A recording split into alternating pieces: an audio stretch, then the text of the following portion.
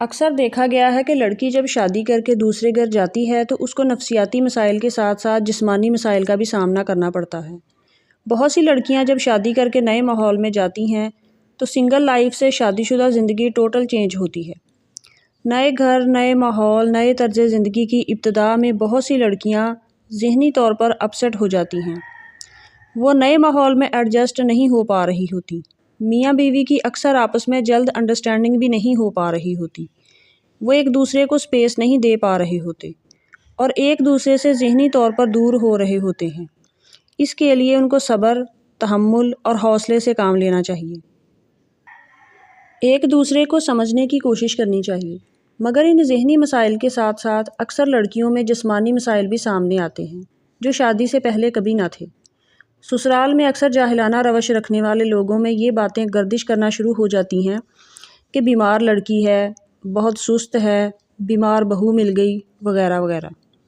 شوہروں اور خاص طور پر الزامات لگانے والی ساسوں کو یہ بات ذہن نشین کرنی چاہیے کہ شادی کے بعد والی زندگی اور شادی سے پہلے والی زندگی میں زمین آسمان کا فرق ہوتا ہے۔ ساس وہ وقت نہ بھولیں جب وہ خود شادی ہو کر سسرال آئی تھیں اور آپ کے ساتھ بھی جسمانی تبدیلیاں رونما ہوئی تھیں۔ اس لیے بہو کو بھی انسان سمجھیں اور اپنے خاندانی ہونے کا ثبوت دیں۔ شادی کے بعد شوہر سے ریلیشن کے بعد ہارمونز تبدیل ہو جاتے ہیں، جس کی وجہ سے خواتین میں نفسیاتی تبدیلیوں کے ساتھ ساتھ بہت ساری جسمانی تبدیلیاں بھی رونما ہوتی ہیں۔ مثلاً کچھ لڑکیوں کو شادی کے بعد کافی عرصے تک ڈائریا کا مسئلہ لاحق رہتا ہے۔ بہت سی لڑکیوں کا منتھلی سائیکل ارریگولر ہو جاتا ہے۔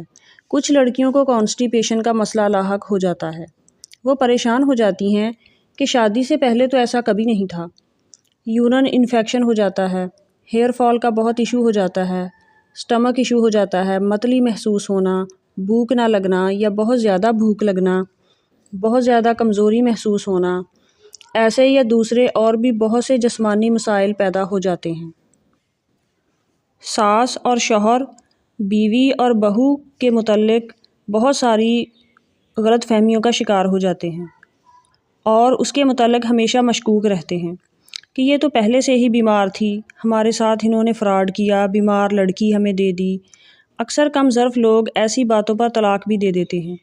شوہر اور اس کے گھر والے سمجھتے ہیں کہ یہ تو بیمار لڑکی ہے، اس سے تو گھر کے کام بھی نہیں ہوتے، آگے جا کے کیا کرے گی، بچے کیسے پیدا کرے گی۔ تمام شوہروں اور سسرال میں موجود خواتین کو تھوڑا سا میڈیکل نالج بھی رکھنا چاہیے کہ یہ سب تبدیلیاں ماحول اور جسمانی تعلقات سے، ہارمونز تبدیل ہونے اور خوراک کی تبدیلی سے رونما ہوئی ہیں۔